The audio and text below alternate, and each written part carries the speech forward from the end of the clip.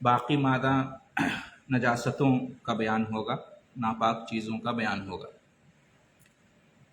فقہ کا جو پچھلا درس ہوا تھا اس میں کچھ ناپاک چیزوں کا، نجس چیزوں کا بیان ہو چکا ہے۔ آج انشاءاللہ بقیہ جو نجاست والی چیزیں ہیں جن سے طہارت ضروری ہے نماز پڑھنے کے لیے، تو ان کا بیان انشاءاللہ آج ہوگا۔ اس سے پہلے تقریباً 6 ناپاک چیزوں کا بیان ہو چکا ہے، یا اس کا کہ ان میں سے کیا پاک ہیں اور کیا ناپاک ہیں۔ 7ویں چیز قے، انسان کو جو قے الٹی آتی ہے، یہ پاک ہے یا ناپاک ہے؟ مان لیجئے کہ کوئی باوضو ہے، الٹی آ گئی، قے ہو گیا، کیا اس کا وضو ٹوٹ جائے گا؟ نماز پڑھ رہا ہے، الٹی ہو گئی، کیا نماز ٹوٹ جائے گی؟ یعنی اس کی طہارت ختم ہو گئی؟ تو یہ ایک مسئلہ ہے۔ تو صحیح بات یہ ہے کہ الٹی، قے یہ ناپاک چیز نہیں ہے۔ انسان کی الٹی، انسان کو جو الٹی آتی ہے، جو قے، وہ ناپاک نہیں ہے، ناپاک نہیں ہے۔ کیوں؟ اس لیے کہ اس کے ناپاک ہونے کی قرآن اور حدیث میں کوئی دلیل نہیں ہے۔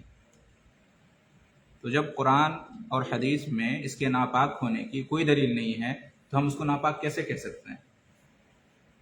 کوئی بھی چیز اصل میں پاک ہے، ٹھیک ہے؟ ناپاک تب ہوگی جب اسے قرآن یا حدیث ناپاک کہے گی۔ جب قرآن یا حدیث نے قے کو، انسان کے قے کو ناپاک نہیں کہا ہے تو ہم کیسے کہہ سکتے ہیں ناپاک؟ ٹھیک ہے، آپ لوگوں نے جو بیان کیا وہ بھی ایک رائے ہے علماء کی، کچھ علماء اس کے قائل ہیں کہ قے یا الٹی ناپاک ہے، اس میں اختلاف ہے، لیکن راجح اور صحیح بات یہ ہے کہ یہ ناپاک نہیں ہے، اس لیے کہ اس کے ناپاک ہونے کی کوئی دلیل نہیں ہے۔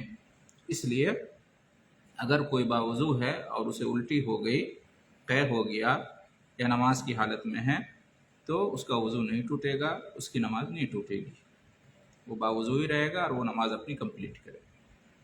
ٹھیک ہے؟ جی ہاں، اگر کوئی دلیل ہے قے کے ناپاک ہونے کی تو پیش کی جائے، کم آئے یا زیادہ آئے یا منہ بھر کے آئے، اس تفریق کی، اس فرق ہونے کی کوئی دلیل چاہیے نا قرآن و حدیث میں۔ قرآن و حدیث سے اس کی کوئی دلیل نہیں ہے، لہٰذا قے ناپاک نہیں ہے۔ ٹھیک ہے، مسئلہ کلیئر ہو گیا؟ کوئی سوال اس بارے میں؟ جی ہاں، روزہ کی حالت میں یہ ہے کہ جان بوجھ کر اگر کوئی قے کرے گا تو اس کا روزہ ٹوٹے گا، خود بخود قے آ جائے تو اس کا روزہ نہیں ٹوٹے گا۔ کیوں؟ اس لیے کہ حدیث ہی اس طرح کی ہے۔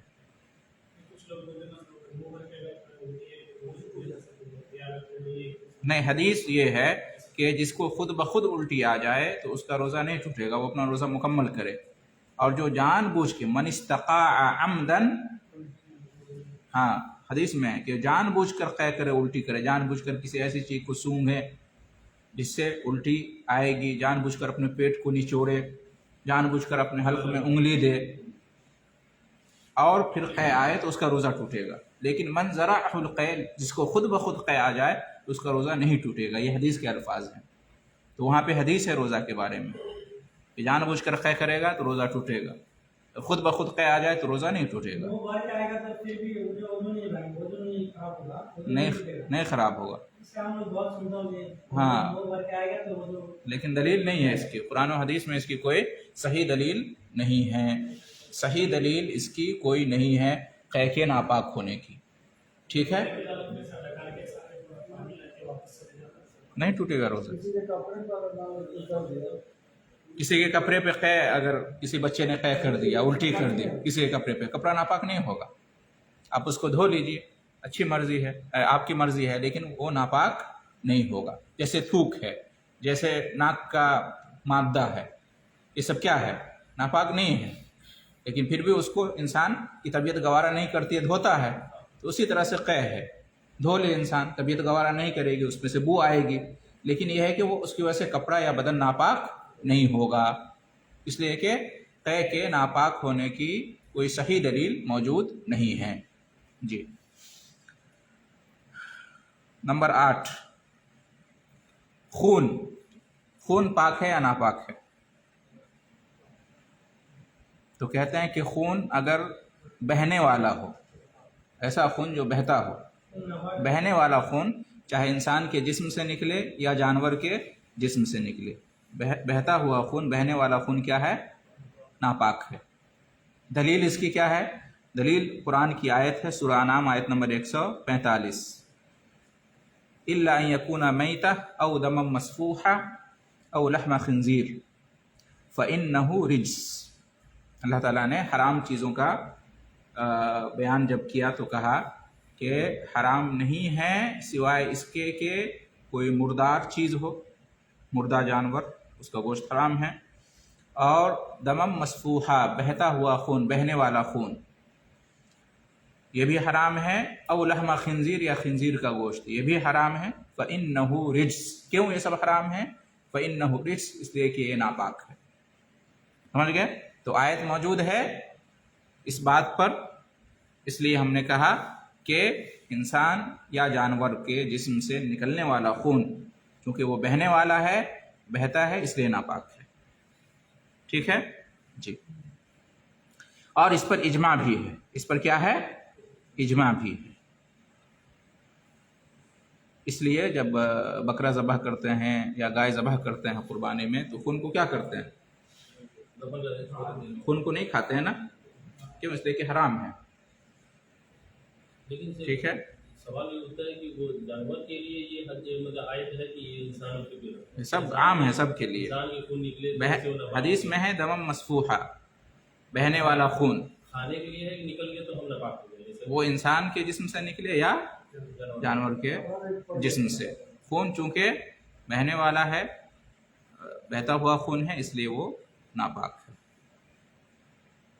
ٹھیک ہے، اب یہاں پہ سوال ہے کہ کوئی کسی کو ناک سے خون بہہ گیا، دانت سے خون بہہ گیا، کوئی زخم میں اس سے خون نکل گیا، تو یہ خون جو ہے کم ہوتے ہیں، تھوڑے بہت ہوتے ہیں۔ وعلیکم السلام ورحمۃ اللہ۔ یہ خون جو ہے نا، یہ تھوڑا بہت ہوتا ہے، تو تھوڑا بہت خون اگر نکلے انسان کے بدن سے تو اس کی وجہ سے وضو نہیں ٹوٹے گا۔ بہت زیادہ اگر خون نکلے انسان کے جسم سے تو وضو ٹوٹ جائے گا۔ ٹھیک ہے، اب اس کی دلیل کیا ہے کہ خون نکلے انسان کے بدن سے پھر بھی وضو نہیں ٹوٹے گا؟ کئی ایسی روایتیں ہیں جس میں ہے کہ صحابہ کرام جنگ کرتے تھے، جہاد کرتے تھے، اس میں تیر اور تلوار صحابہ کرام کے بدن پہ لگتے تھے، نماز کا وقت ہوتا تھا تو اسی حالت میں نماز پڑھتے تھے، اسی حالت میں خون نکل رہا ہے اور نماز پڑھ رہے ہیں، تو اگر خون نکلنے سے وضو ٹوٹ جاتا ہے تو نماز پڑھتے؟ جی نہیں پڑھتے۔ ٹھیک ہے، تو خون ناپاک تو ہے، لیکن اگر بدن سے نکلا ہے تو اس کی وجہ سے وضو نہیں ٹوٹے گا، وضو نہیں ٹوٹے گا۔ دونوں میں فرق ہے نا۔ مثال کے طور پر آپ باوضو ہیں، بچے نے پیشاب کر دیا، آپ کے ہاتھ پہ پیشاب لگ گیا، تب کیا اس سے وضو ٹوٹے گا؟ وضو نہیں ٹوٹے گا نا۔ وہ جو پیشاب ہے اس کو آپ پانی سے دھو لیجئے، اس ناپاکی کو ختم کر لیجئے، آپ پاک ہو گئے، وضو کرنے کی ضرورت نہیں ہے۔ بات سمجھ میں آ رہی ہے کہ نہیں؟ تو اسی طرح سے خون اگر نکلے، خون ناپاک ہے لیکن نکلے گا تو اس سے وضو نہیں ٹوٹے گا، وضو نہیں ٹوٹے گا، آپ اس کو پانی سے دھو لیجئے، ٹشو سے صاف کر لیجئے۔ سمجھ گئے نا؟ جی جی نہیں، کوئی فرق رہتا تو بیان کیا جاتا ہے حدیث کے اندر۔ جنگ ہی نہیں بلکہ عمر فاروق رضی اللہ تعالیٰ عنہ کو نماز کی حالت میں خنجر سے مارا گیا نا، خون بہا اور نماز کی حالت میں تھی، آپ نے نماز کمپلیٹ کی۔ ٹھیک ہے، مسئلہ واضح ہے کہ خون ناپاک ہے لیکن اس سے وضو نہیں ٹوٹے گا۔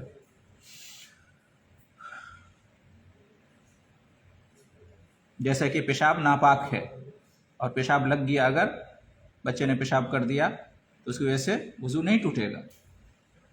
آپ نے بچے کو گود میں لیا، آپ باوضو ہیں، بچے نے پیشاب کر دیا آپ کے بدن پہ، تو کیا آپ کا وضو ٹوٹے گا؟ وضو نہیں ٹوٹے گا۔ نبی صلی اللہ علیہ وسلم نے کیا کیا؟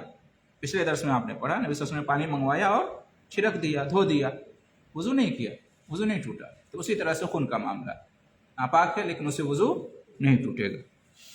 اچھا، ہم نے کہا کہ خون ناپاک ہے، لیکن اگر کوئی شہید ہوا ہے تو اس کا خون ناپاک نہیں ہے۔ شہید کا خون ناپاک نہیں ہے۔ شہید کس کو کہتے ہیں؟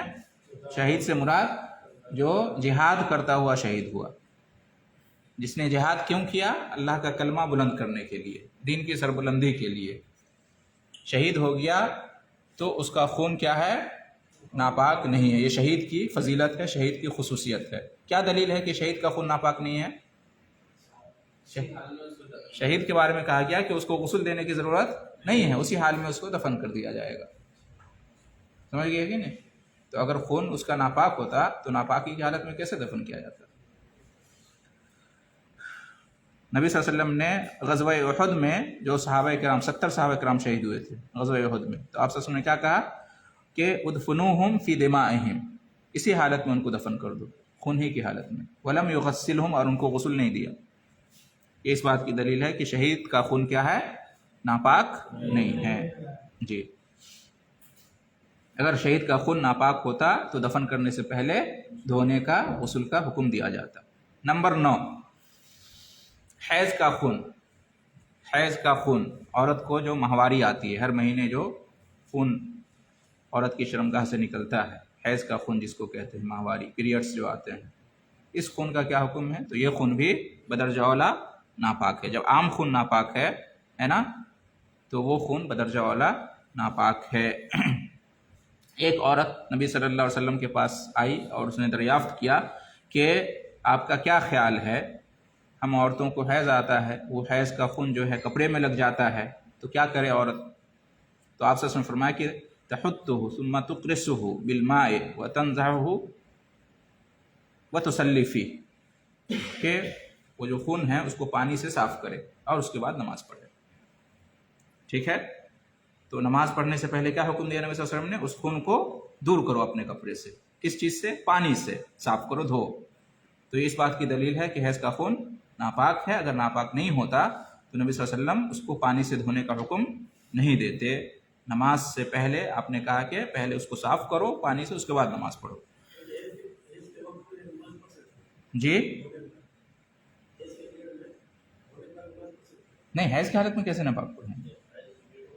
حیض ختم ہو جائے گا تب، حیض کی حالت میں تو نماز یہ نہیں ہے۔ لیکن حیض کا خون اگر کپڑے میں لگا ہوا ہے، حیض سے عورت پاک ہو گئی، اس نے غسل کر لیا، اور حیض کا خون کپڑے میں لگا ہوا ہے، تو اس کپڑے میں نماز پڑھ سکتی ہے؟ نہیں پڑھ سکتی ہے، پہلے اس کو دھوئے گی۔ تو یہ حدیث بھی ہے اور اس پر اجماع بھی ہے، سب کا اتفاق بھی ہے کہ حیض کا خون کیا ہوتا ہے؟ ناپاک ہوتا ہے۔ نمبر 10، جو ناپاک چیزیں ہیں ان کا بیان ہو رہا ہے۔ خنزیر، خنزیر، پگ، سور، یہ جو جانور ہے یہ کیا ہے؟ ناپاک ہے، اور اس کی ناپاکی نجاست عینی ہے، حصی ہے، یعنی کل اس کے جسم کا ہر حصہ ناپاک ہے، ٹوٹل پورا جسم سراپا، سور جو ہے خنزیر سراپا ناپاک، سب کچھ اس کا ناپاک ہے، یہاں تک کہ اس کا پسینہ، اس کا لعاب، تھوک، یہ سب ناپاک ہے خنزیر کا۔ ٹچ ہو جائے جیسے جاتے ہیں عام طور سے اس کا بدن جو ہے نا بھیگا ہوا رہتا ہے، ہاں، تو ظاہر سی بات ہے وہ اس کو دھونا پڑے گا اگر ٹچ ہو گیا بدن میں یا کپڑے میں۔ تو سورہ انعام کی آیت نمبر 145 گزری، اس میں 3 چیزوں کا ذکر ہے نا، میتہ، دم مسفوح اور لحم خنزیر، مردار جانور اور بہتا ہوا خون اور خنزیر کا گوشت۔ تو یہ آیت دلیل ہے کہ خنزیر کیا ہے؟ ناپاک ہے۔ اچھا، اس کے بعد خنزیر کی نجاست یا ناپاکی اگر کسی انسان کے بدن سے ٹچ ہو جائے یا کپڑے میں ٹچ ہو جائے تو اس کو کیسے صاف کریں گے، دور کریں گے؟ 1 بار، 2 بار، 3 بار، 10 بار، 7 بار؟ 7 بار کتا کے بارے میں، کتا کے بارے میں ایک بار میں اگر ہو گیا تو کافی، ایک بار میں نہیں ہوا تو 2 بار، 2 بار میں نہیں ہوا تو 3، عام طور سے 1 بار میں ہو جاتا ہے۔ تو کتے کے لیے 7 مرتبہ دھونے کی شرط ہے۔ بعض لوگوں کو یہیں پہ شبہ ہوتا ہے کہ ارے جب کتا کو 7 بار دھویا جائے گا کتے کی ناپاکی کو، تو خنزیر تو اور زیادہ ناپاک جانور ہے تو اس میں بھی 7 بار دھویا جائے، تو ایسی بات نہیں ہے۔ کتے کے ساتھ وہ حدیث خاص ہے۔ خنزیر گرچہ کتا سے زیادہ ناپاک ہمیں معلوم ہوتا ہے، لیکن اس میں 7 بار دھونے کی ہدایت نہیں آئی ہے۔ کتا کا معاملہ الگ ہے۔ نہیں، کتا اگر اپنا منہ ڈال دے کسی برتن میں تو جی،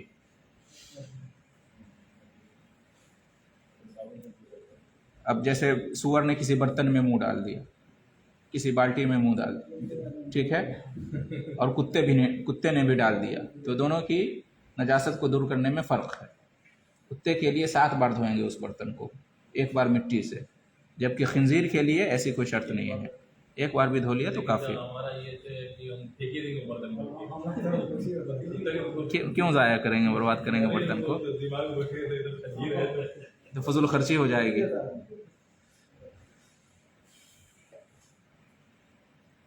بس ہم دیکھیں گے کہ ناپاکی دور ہو گئی، بس 1 بار میں دور ہو گئی کافی ہے، 1 بار میں نہیں تو دوسری بار دھو لیجیے کافی ہے۔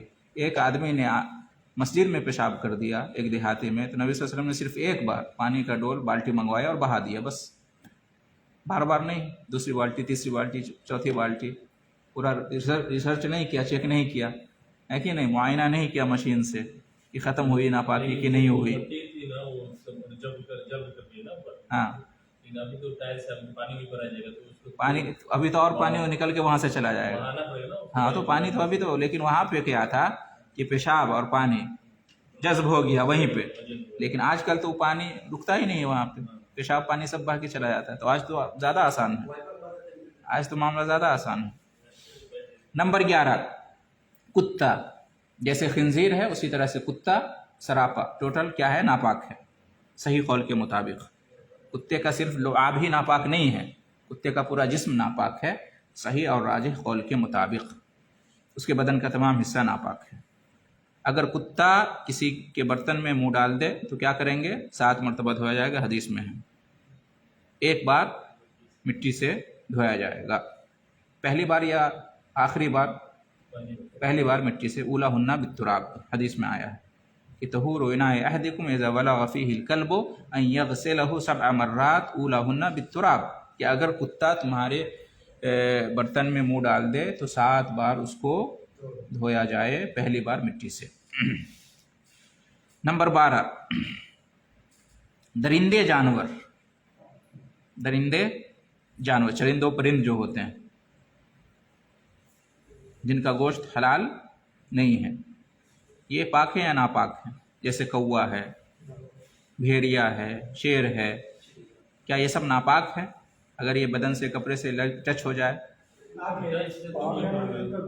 جی،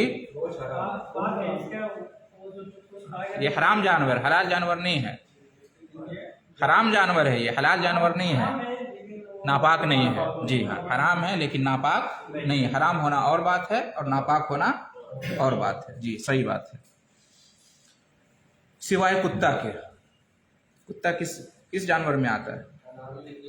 حرام ہے، اور کس میں آتا ہے؟ درندہ جانور ہے، کتا بھی کیا ہے؟ درندہ جانور ہے، تو دوسرے جو درندے جانور ہیں وہ پاک ہیں، لیکن کتا ایک ایسا درندہ جانور ہے جو ناپاک ہے، اس لیے کہ جی کیوں بولتے ہیں وفادار جانور؟ اب جو بولتے ہیں ان سے پوچھیے۔ قرآن حدیث میں تو ایسا نہیں کہا گیا کہ کتا وفادار ہے، یہ عام لوگوں کا تجربہ ہے، اپنے تجربے کی بنیاد پر کہتے ہیں کہ وفادار ہوتا ہے، جی۔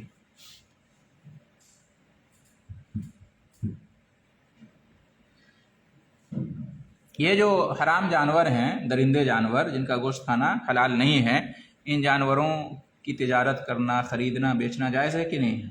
ان سے فائدہ اٹھانا جائز ہے کہ نہیں؟ جائز ہے،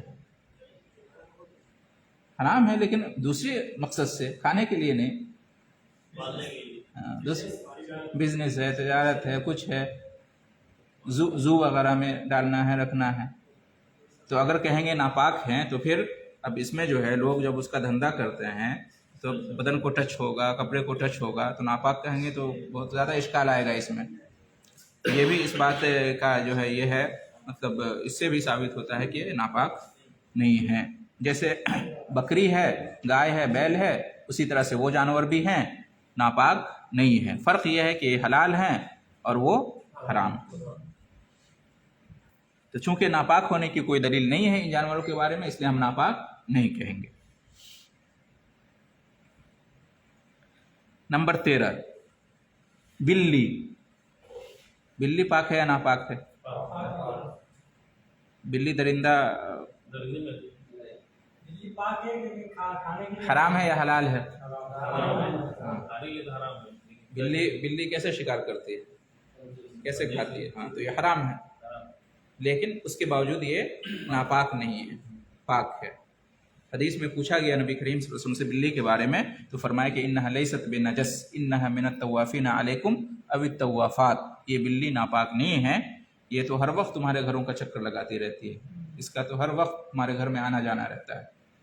تو ظاہر سی بات ہے ہمارے گھر میں بلی آتی ہے، کرسی پہ، بستر پہ، یہاں وہاں، پورے آنگن گھر میں. تو اگر اس کو ناپاک کہا جائے تو ہر وقت جو ہے دھوتے رہیے گھر کو اور بستر کو اور کرسی کو، تو بڑی اس میں حرج ہو جائے گا، تنگی ہو جائے گی. تو یہ ناپاک نہیں ہے، بلی کیا ہے؟ پاک ہے. نمبر 14،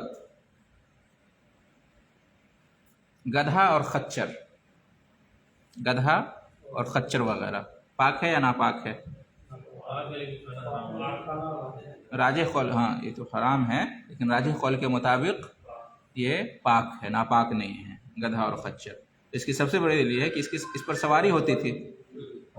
آج بھی کہیں کہیں شاید اس پہ سواری ہوتی ہو، لیکن پہلے زمانے میں گدھے پر اور خچر وغیرہ پہ سواری کی جاتی تھی کہ نہیں کیا؟ نبی صلی اللہ علیہ وسلم نے خود ہی گدھے پر سواری کی ہے، خچر پر سواری کی ہے. تو اگر اس کو ناپاک کہتے تو اس پہ بیٹھنے والا ناپاک ہو جاتا اس کا کپڑا. لہٰذا خچر اور گدھا وغیرہ کیا ہے؟ یہ ناپاک نہیں ہے. اگر بدن میں یا کپڑے میں ٹچ ہو جائے تو اس کی وجہ سے بدن یا کپڑا ناپاک نہیں ہوگا. اور خود قرآن میں ہے سورہ نحل آیت نمبر 8 میں، والخیل والبغال والحمیر والخیل والبغال والحمیر لترکبوها وزینہ. یہ گھوڑے اور خچر اور گدھے یہ اس لیے اللہ نے بنائے ہیں تاکہ تم اس کی سواری کرو، اس پر سوار ہو، اور زینت کے لیے. ٹھیک ہے؟ تو جو ناپاک چیزیں ہیں ان پر سواری کرنے کا اللہ حکم نہیں دیتا اور زینت اس کو نہیں بناتا. اس کا مطلب ہے کہ یہ پاک ہے.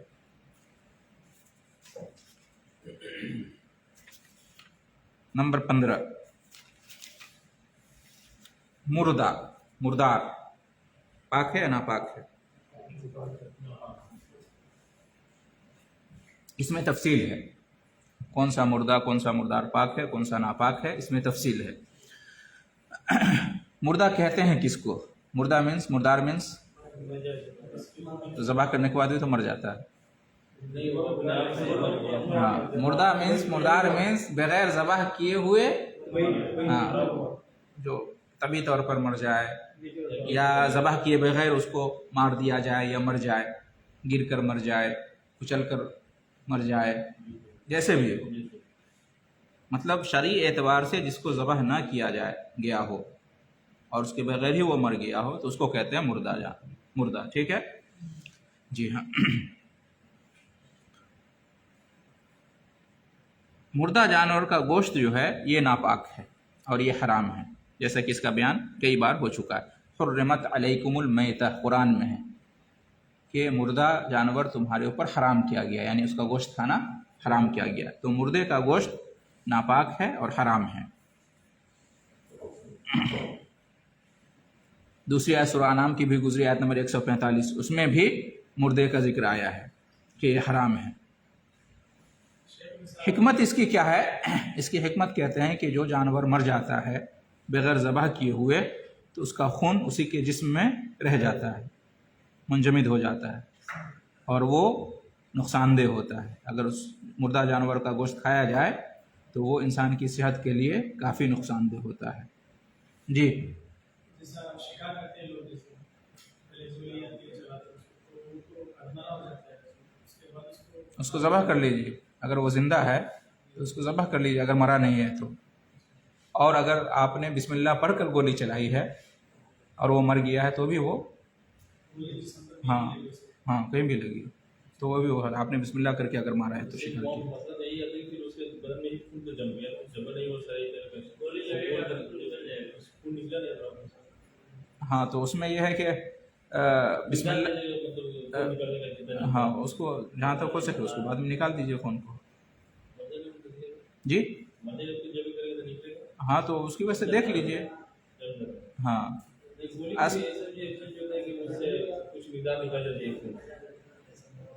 تو اصل علت یہ نہیں ہے کہ خون مطلب نقصان دہ ہے اس لیے حرام ہے، اصل یہ ہے کہ اس کو اللہ نے حرام قرار دیا. پھر اس میں یہ حکمت بتاتے ہیں کہ کیوں حرام ہے، کوئی غیر مسلم پوچھے تو اس کی ایک علت یہ بیان کی جاتی ہے. اور اس میں جو ہے وہ چڑیا پرندہ وغیرہ میں زیادہ خون ہوتا بھی نہیں اتنا.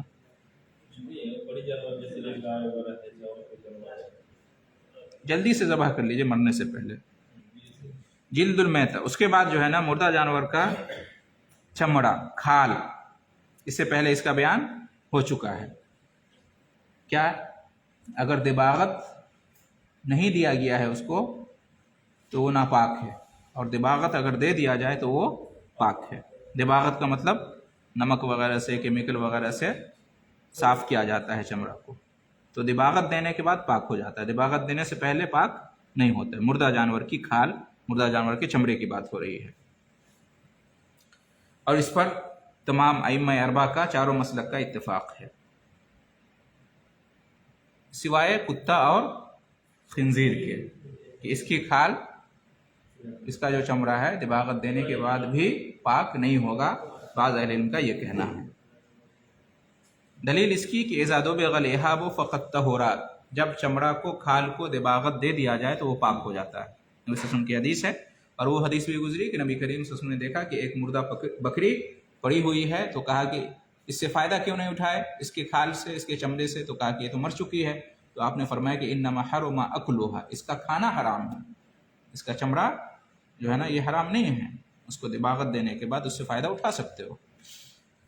اچھا، مردہ جانور کی ہڈیاں، اس کے سینگ، اس کے کھر، مردہ جانور کی ہڈیاں، سینگ، کھر، یہ سب پاک ہیں یا ناپاک ہیں؟ یہ سب ناپاک ہیں، جمہور کا یہی مذہب ہے. اچھا، ایسا جانور جو اپنی زندگی میں پاک ہے، جب تک وہ زندہ ہے وہ پاک ہے، ٹھیک ہے. اگر وہ مر گیا ہے تو مرنے کے بعد اس کے جسم سے اگر بال وغیرہ، اون وغیرہ نکالا جائے تو وہ پاک ہے یا ناپاک ہے؟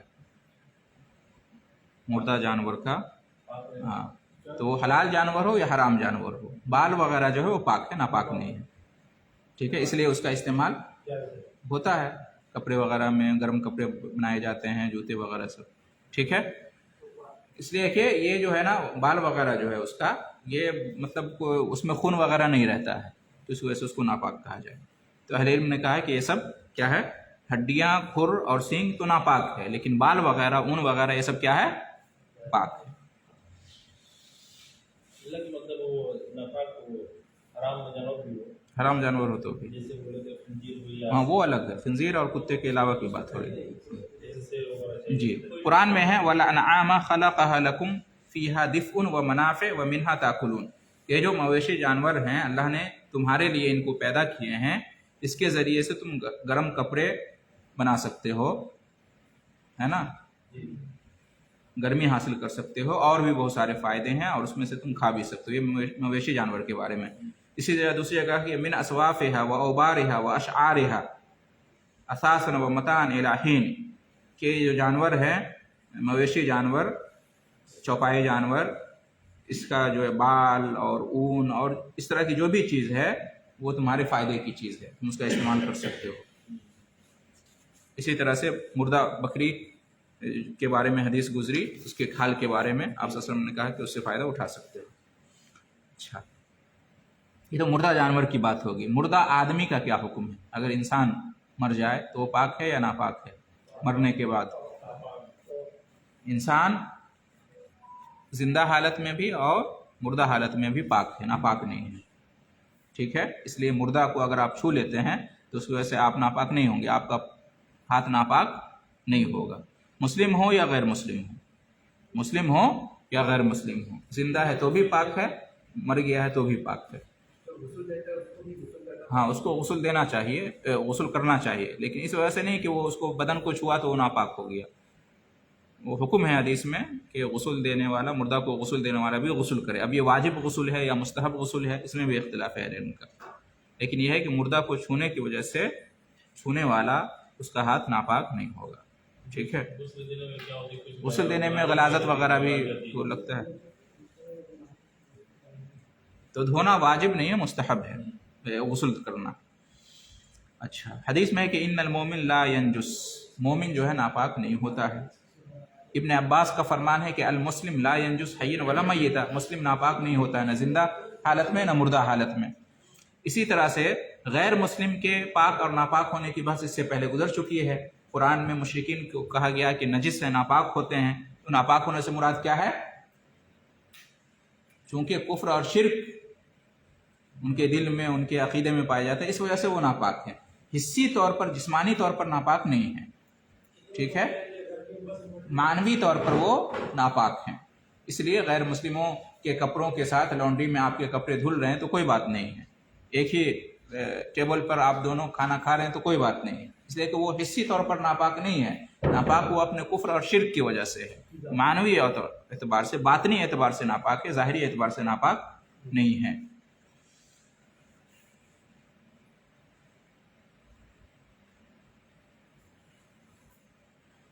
اس کے بعد مردہ چیزوں کی بات ہو رہی ہے، جلدی سے ہم ختم کریں گے۔ مردہ مچھلی پاک ہے یا ناپاک ہے؟ پاک ہے، مردہ مچھلی پاک ہے۔ احل لکم صید البحر وطعامہ متاعا لکم، قرآن میں اللہ تعالیٰ نے فرمایا کہ سمندر کا شکار تمہارے لیے حلال ہے۔ سمندر کا شکار کرنا کیا مطلب؟ سمندر کا شکار یعنی سمندر میں جو جانور رہتے ہیں ان کا شکار کرنا تمہارے لیے حلال ہے، وطعامہ، اور اس کا کھانا بھی حلال ہے، یعنی سمندر کے اندر جو کھانا پایا جاتا ہے وہ حلال ہے۔ سمندر میں کون سا کھانا پایا جاتا ہے؟ کھانا سے مراد وہی ہے جو جانور سمندر میں ہو پایا جاتا ہے تو وہ حلال ہے، وہ حلال ہے، یہ قرآن میں اللہ تعالیٰ نے فرمایا ہے، ٹھیک ہے۔ اگر وہ مر جائے، کوئی بھی جانور سمندر میں مر جائے تو وہ حلال ہے، تو مچھلی بھی ایک جانور ہے، لہٰذا مردہ مچھلی حلال ہے، یہ دلیل ہے۔ اسی طرح سے نبی صلی اللہ علیہ وسلم سے پوچھا گیا سمندر کے پانی کے بارے میں کہ کیا ہم وضو کر سکتے ہیں سمندر کے پانی سے؟ ہم جب سفر کرتے ہیں تو ہمارے پاس پینے کا پانی ہوتا ہے، زیادہ ہوتا نہیں ہے، تو اگر ہم اس سے وضو کریں گے تو ہم پئیں گے کیا؟ تو آپ صلی اللہ علیہ وسلم نے فرمایا سمندر کے پانی کے بارے میں کہ هو الطہور ماؤہ الحل میتتہ، کہ سمندر کا پانی جو ہے وہ پاک ہے اور اس کا مردہ جو ہے وہ حلال ہے، نبی صلی اللہ علیہ وسلم نے فرما دیا۔ تو اس کے مردے میں مردہ مچھلی بھی آ گئی، ٹھیک ہے، ہاں نہیں، الحل میتتہ، سمندر کا مردہ حلال ہے، تو مردہ میں مچھلی بھی آ گئی اگر وہ مر جائے تو، ہاں آگے اس کا آ رہا ہے کہ کوئی بھی جانور، ٹھیک ہے۔ تو چونکہ حلال ہے تو حلال ہے تو وہ پاک بھی ہوگا، جب اس کا کھانا حلال ہے تو وہ پاک بھی ہوگا، اس لیے کہ جو چیز حلال نہیں ہوگی، جو چیز حلال ہوگی، جو چیز پاک نہیں ہوگی وہ حلال بھی نہیں ہو سکتی، ہے کہ نہیں؟ تو مچھلی کو حلال قرار دیا تو اس کا مطلب ہے کہ وہ پاک ہے، مردہ مچھلی پاک ہے۔ یہ کیسے ہو سکتا ہے کہ حلال بھی ہو اور پاک بھی نہ ہو؟ اور اس پر اجماع بھی ہے۔ مردہ کے بیان میں مچھلی کے علاوہ جو دوسرے جانور ہیں سمندر میں وہ پاک ہیں یا ناپاک ہیں؟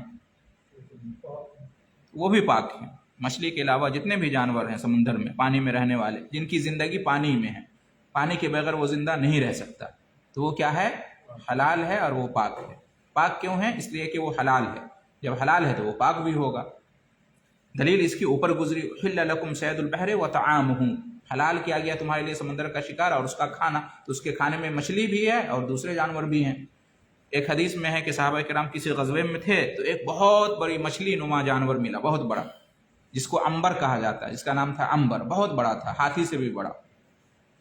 آدھے مہینے تک اس میں سے صحابہ کرام کھاتے رہے اور وہ ختم نہیں ہوا، ہڈی اتنی بڑی تھی کہ ہڈی کے نیچے سے صحابہ کرام گزر جاتے تھے، تو ہاتھی سے بھی بڑا جانور تھا سمندر۔ समंदर का वो जानवर मुर्दा हालत में मिला था समंदर के किनारे, तो उसमें से खाया। जब मदीना आए नबी सल्लल्लाहु अलैहि वसल्लम को पूरा वाक़या बयान किया तो नबी सल्लल्लाहु अलैहि वसल्लम ने कहा कि अच्छी बात है, खाओ उसको, अगर कुछ है तो मुझे भी दो, मैं भी खाऊंगा। तो नबी को दिया तो नबी ने भी उसमें से भी खाया।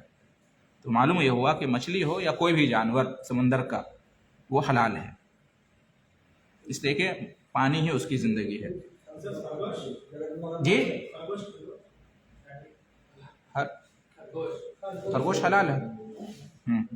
तरबूज खा सकते हैं। हाँ जी जी, हम आगे बढ़ते हैं। और ये सब दलील अभी आपके सामने गुजरी, समुंदर का पानी पाक है और उसका मुर्दा हलाल है, तो उसके मुर्दे में मछली भी है, दूसरा जानवर भी है। सहाबा इकराम का उसमें से खाना और नबी का खुद खाना और खाने का हुक्म देना, ये दलील है कि ये हलाल है। बाज़ लोग कहते हैं कि समंदर का सिर्फ मछली हलाल है, बाकी जानवर हलाल नहीं है। हालांकि ये बात सही नहीं है। मछली और हर जानवर समंदर का हलाल है, बशर्ते कि उसके अंदर जहर ना पाया जाता हो, बशर्ते कि उसके अंदर सेहत का नुकसान ना हो। उसे वो मुर्दा मछली क्या उसका कुछ ये होगा मरने का कुछ टाइम? नहीं, बोले तो 2 महीने पहले, 1 महीने 10 दिन पहले मर गई है, वो खाने के लायक है तो आप खा सकते हैं, उसमें से बदबू आ रही है और तो फिर नहीं खाइए आप, वो तो अलग चीज़ है। वो तो जैसे सब्जी है, तो जैसे गोश्त खरीद के ला के लाता है घर में।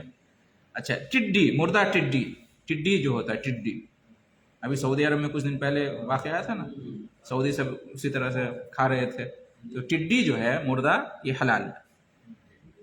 टिड्डी उड़ने वाला जानवर, परिंदा होता है जो फसलों को बर्बाद कर देते हैं, टिड्डी जो कहते हैं, पाक है, इस पर इत्तेफाक है।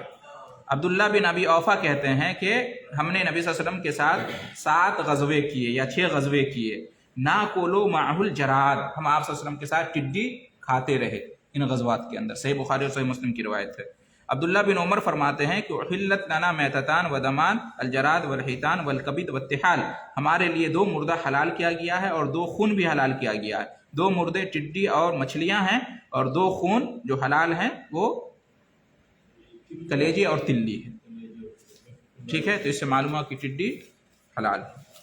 अच्छा, ऐसा मुर्दा जानवर जिसका खून बहता नहीं है, जिसके अंदर बहने वाला खून जो है ना, बहने वाला नहीं है, जैसे मक्खी है, शहद की मक्खी है, मकड़ी है, ये सब जानवर हैं।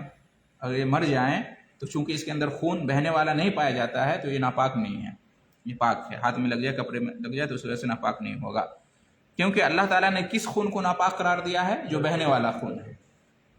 ठीक है, वो खून जो बहता नहीं है, ठीक है, वो पाक है। और जिस जानवर के अंदर खून ही ना हो तो वो जानवर भी पाक माना जाएगा, नापाक नहीं माना जाएगा। अच्छा, एक सवाल है, मैं एक बार सुना था, तो टॉयलेट में गया है, वो जो मक्खी रहता है तो कपड़ा में लग गया, तो कपड़ा फिर कोई बदन में लग गया तो कोई बोलते नहाना पड़ेगा, ऐसा तो नहाना नहीं पड़ेगा। आपको ऐसा लगता है कि पखाना पेशाब पे बैठ के आई है मक्खी और आपके बदन पे बैठी है, तो उसको पानी से धो लीजिए, बस, गुस्ल करने की जरूरत नहीं है। अच्छा, इसी तरह से आप देखेंगे कि शहद हलाल है या हराम है? हलाल है। तो जो शहद होता है उस पर बहुत सारी शहद की मक्खियाँ मरी भी होती हैं, तो अगर हम मक्खी को नापाक कहेंगे तो शहद भी नापाक हो जाएगा। फिर एक हदीस में भी है कि नबी करीम सल्लल्लाहु अलैहि वसल्लम फरमाया कि जब मक्खी तुम्हारे पीने के बर्तन में गिर जाए तो उसको क्या करो? उसको डुबो दो, उसको पूरा डुबो दो, फिर उसको निकाल के फेंक दो, फिर उसको निकाल के फेंक दो। ऐसा क्यों हुक्म दिया? इसलिए कि उसके 2 पर होते हैं, एक पर में बीमारी होती है, दूसरे पर में शिफा होता है। बीमारी वाला पर वो डालती है, शिफा वाला पर वो नहीं डालती है मक्खी। तो तुम क्या करो, अगर वो गिर जाए तो दोनों, शिफा वाला पर भी उसके अंदर डाल दो ताकि उसकी बीमारी खत्म हो जाए। तो उसको पीने का हुक्म दिया नबी सल्लल्लाहु अलैहि वसल्लम ने। तो इसका मतलब यह है कि मक्खी नापाक नहीं है, इसलिए कि मक्खी जब पानी में, चाय में खासतौर से गर्म हो तो गिरते ही मर जाती है, तो मरने के बावजूद वो नापाक नहीं है, इसलिए नबी सल्लल्लाहु अलैहि वसल्लम ने उसको पीने का हुक्म दिया। ये नबी सल्लल्लाहु अलैहि वसल्लम को पता नहीं था कहाँ कहाँ से आई थी, तो फिर नबी सल्लल्लाहु अलैहि वसल्लम ने कहा कि उसको पियो। उसको हो गया 9:30 हो गया। अच्छा, 1 मिनट बस, इसी पे ख़त्म कर देते हैं। ठीक है, अब जो है शराब का बयान है, आखिरी चीज़ है, पढ़ लेते हैं इसको। شراب پاک ہے یا ناپاک ہے، اس میں اہل علم کا اختلاف ہے۔ بعض اہل علم کہتے ہیں کہ شراب ناپاک ہے حصی اعتبار سے، اور دوسرے اہل علم کہتے ہیں کہ شراب ناپاک نہیں ہے حصی اعتبار سے، معنوی اعتبار سے ناپاک ہے۔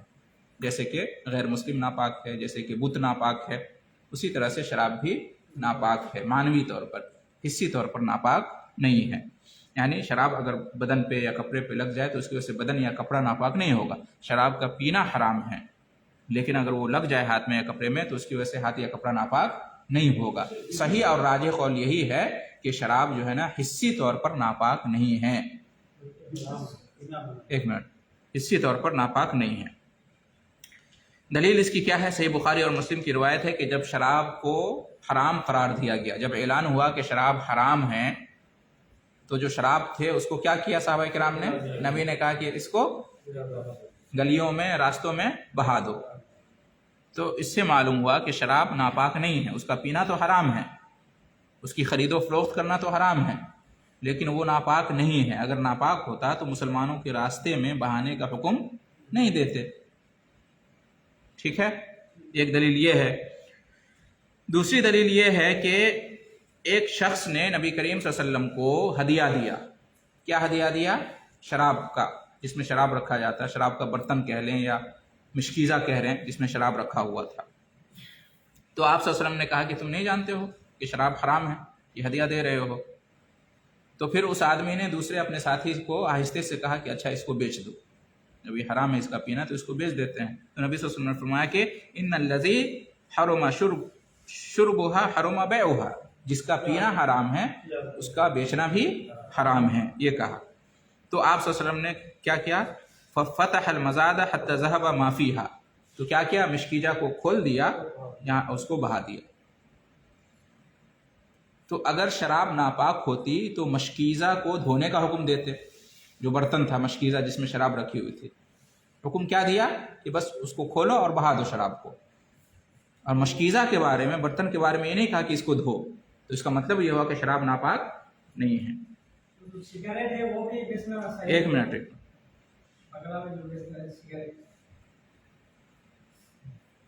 وہ بھی خیبر کے سال جب نبی کریم صلی اللہ علیہ وسلم نے یہ اعلان کروایا کہ گدھے حرام ہیں، گدھے حرام ہیں، گدھوں کا گوشت حرام ہے، تو آپ نے اس وقت حکم دیا تھا صحابہ کرام جو گدھے کے گوشت پکائے ہوئے تھے اپنی اس میں برتنوں میں، تو نبی صلی اللہ علیہ وسلم نے حکم دیا کہ اس کو نکال کے باہر کر دو، بہا دو اور برتنوں کو توڑ دو۔ تو ایک صحابی نے مشورہ دیا کہ اللہ کے رسول برتنوں کو توڑ دیں یا دھو لیں تو کافی ہے۔ تو نبی صلی اللہ علیہ وسلم کے آوازات بولا ٹھیک ہے دھو لو۔ تو اس سے کیا معلوم ہوا؟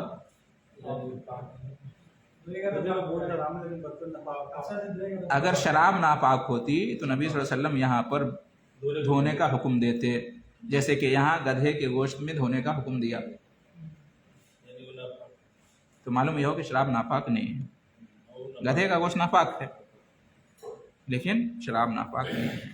اب یہیں پہ ایک مسئلہ آتا ہے کہ اسپرے اور یہ سب جو خوشبو وغیرہ لگاتے ہیں اس میں الکوہل ملا ہوتا ہے، تو کیا اس میں نماز پڑھ سکتے ہیں کہ نہیں پڑھ سکتے ہیں؟ تو بہتر تو یہی ہے کہ آدمی کو نماز جب پڑھنا ہو تو نہ لگائے، لیکن یہ ہے کہ احتیاط اسی میں ہے کہ نہ لگائے، لیکن اس میں نماز ہو جائے گی، نماز ہو جائے گی، اس لیے کہ اگر اس میں الکوہل ملا بھی ہوا تو بہت کم رہتا ہے، اور دوسرے کہ اس کا نام الکوہل نہیں ہوتا ہے، اس کا نام بدل جاتا ہے، اسپرے ہو جاتا ہے، خوشبو ہو جاتا ہے، پھر یہ کہ وہ ہوا میں اڑ جاتا ہے، اور پھر یہ کہ وہ معنوی طور پر ناپاک ہے، حصی طور پر ناپاک نہیں ہے۔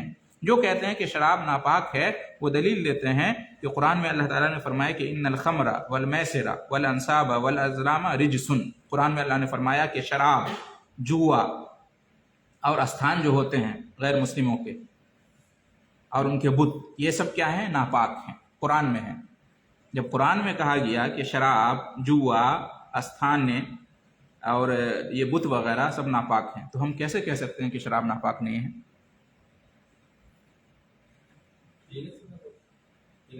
تو کہتے ہیں کہ ناپاک ہونے سے مراد معنوی طور پر ناپاک ہے، حصی طور پر ناپاک نہیں ہے، اس لیے کہ جوا کو بھی ناپاک کہا گیا۔ جوا کو کون ناپاک کہتا ہے؟ جس سے جوا کھیلتے ہیں وہ معنوی طور پہ ناپاک ہے۔ بت کو کون ناپاک کہتا ہے؟ بت تو خانہ کعبہ میں رکھے ہوئے تھے، کیا بت کو دھویا؟ جب بت کو توڑ کے ہٹائے تو ابراہیم علیہ السلام نے بت کو توڑا تو کیا اپنے ہاتھ کو جا کے دھوئے؟ تو بت کو بھی ناپاک کہا گیا. تو جیسے بت ناپاک ہے معنوی طور پر، حصی طور پر نہیں، اسی طرح سے شراب بھی ناپاک ہے معنوی طور پر، حصی طور پر نہیں. اس طرح سے آج کا درس الحمدللہ ہمارا مکمل ہو گیا. انشاءاللہ آئندہ درس میں فقہ کے ہم یہ کہیں گے کہ اور مزید پڑھیں گے کہ ناپاکی سے طہارت حاصل کرنے کا کیا طریقہ ہے، کیسے طہارت حاصل کرتے ہیں، اور اس کے بعد سنن فطرت کیا ہے، اور اس کے بعد انشاءاللہ وضو کا بیان ہوگا، غسل کا بیان ہوگا. ٹھیک ہے، جزاکم اللہ خیرا. اب کوئی سوال ہو تو کر سکتے ہیں. بارک اللہ فیکم.